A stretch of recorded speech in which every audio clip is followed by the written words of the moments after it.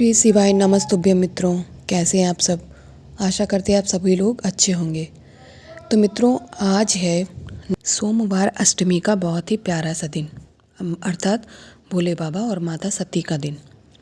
तो मित्रों, आज हम लोग जो उपाय करेंगे उसके लिए हमें बहुत कुछ चीज़ों की ज़रूरत नहीं पड़ेगी। सिर्फ एक दिया, एक गोल बत्ती, एक लंबी बत्ती और गाय के घी की।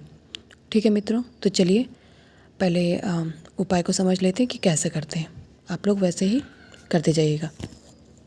सबसे पहले इस उपाय को करने के लिए आपको एक दिया लेना है। दिया आटे का नहीं होगा, माटी का दिया चाहिए। जो माटी के दिए मार्केट में आते हैं वही। अगर नया दिया आपको मिल जाए तो बहुत ही अच्छी बात है, और अगर नहीं मिल पा रहा है तो आप जो आपके घर में है, अगर माटी का दिया नहीं है तो फिर आप ये जो जिसे आप भगवान जी की पूजा करते हैं उस दिए का भी प्रयोग कर सकते हैं। हाँ, जो आदरणीय गुरु जी बताते हैं अगर वैसा ही करें तो ज़्यादा अच्छा माना जाता है। इसलिए मैं किसी एक पर्टिकुलर चीज़ के लिए ज़्यादा आप लोगों से कहती हूँ कि नहीं यही चाहिए, वरना आप जैसे आपके पास सुविधा आप वैसा कर सकते हैं। ठीक है, तो आप एक दिया ले लेंगे और उसमें आपको गाय के घी का प्रयोग करना है। जी हाँ मित्रों, तो एक भाई का कमेंट आया था कि अगर हमारे पास घी नहीं है तो क्या करें, आपने तो बस बता दिया। तो भाई, हम वही बताते हैं जो गुरु जी बताते हैं, अपने मन से तो कुछ बताते नहीं।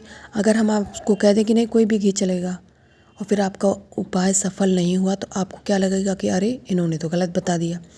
इसलिए गाय के घी के लिए ही कहा जाता है, क्योंकि गाय का घी शुद्ध होता है, बहुत फलदायी होता है। आप लोग के पास फ़ोन है, आप लोग चेक कर सकते हैं कि गाय का घी से क्या क्या फ़ायदे होते हैं।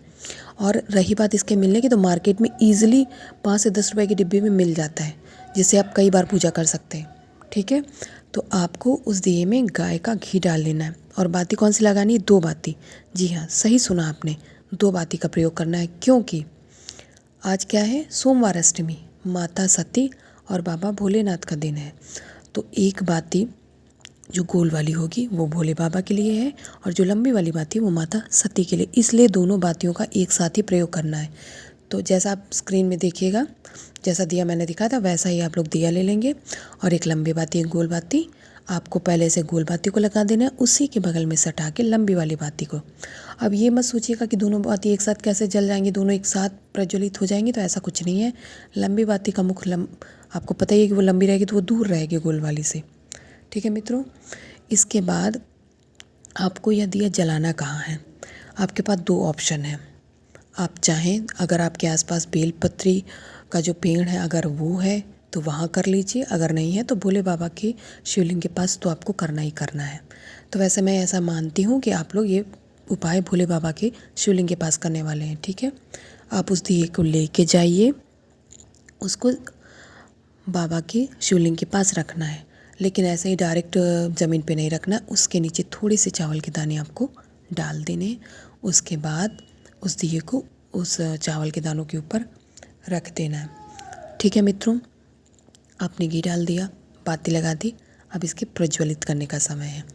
उससे पहले आपको बता दें, पहले ही बताया कि जो गोल वाली बाती है वो भोले बाबा के लिए है, और जो लंबी वाली बाती है वो माता सती के लिए है। तो भोले बाबा के अनेकों नाम हैं। आप लोगों को पता ही होगा कि जो बाबा की कथा अभी लास्ट टाइम अभी ख़त्म हुई है, अब तो वो दुबई चले गए हैं। इसके पहले बाबा काशीनाथ विश्वनाथ में बनारस में उनकी कथा चल रही थी।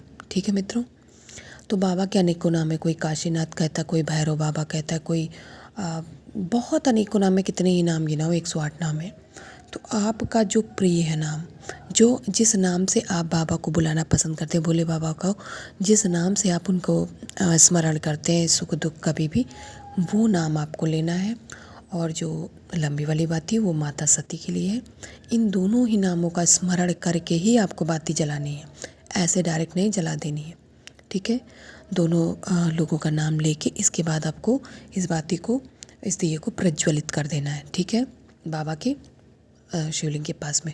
और फिर वहाँ पे बैठ के आपको माता सती, बाबा भोले बाबा से आपको विनती करनी, अपनी मनोकामना कहनी, उनसे जो भी आपकी इच्छा है आपके मन में, जिस इच्छा से आपने यह दिया प्रज्वलित किया है उस इच्छा को आपको बाबा के समक्ष कहना है, उनसे अपनी बात रखनी है।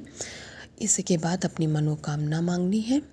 ठीक है, वहीं पे बैठे रहना है आपको जब तक वो दिया जलेगा, क्योंकि बहुत देर नहीं जलेगा। आप अपने मन की बात कह दीजिए, आपका मन भी हल्का हो जाएगा। अच्छा लगता है ना मंदिर जाके भगवान के पास अपनी बात कह के, ऐसा लगता है जैसे हमने अपनी बात उससे कह दी जो हमारी बात पूर्ण करता है। और वाकई में भगवान जी तो सब कुछ सुनते हैं, सब कुछ जानते हैं, सब पूरा भी करते हैं। ठीक है मित्रों, इतना कर लेना है। इसके बाद जब वह दिया ठंडा हो जाएगा, ठंडा होने के बाद ही करना है, पहले नहीं। जब वह दिया ठंडा हो जाएगा, इसके बाद जो उस दिए के नीचे चावल के दाने थे, उन दानों को आपको उठाना है। आपके घर के आसपास ज़रूर कोई ना कोई हरा भरा पेड़ होगा, वहाँ पे आपको वो दाने चाहे तो आप रख दीजिए, चाहे सब बिखेर दीजिए। तो जो भी पक्षी आसपास जो उड़ते रहते हैं, चिड़िया कौवा कुछ भी, वो दाने खा लेंगे। और ऐसा होने के साथ ही आपका उपाय भी खत्म हो जाएगा और बाबा से आपकी बात भी बाबा तक आप ज़रूर पहुँच जाएगी। ठीक है मित्रों, तो इस तरह से इस छोटे से उपाय को आपको करना है।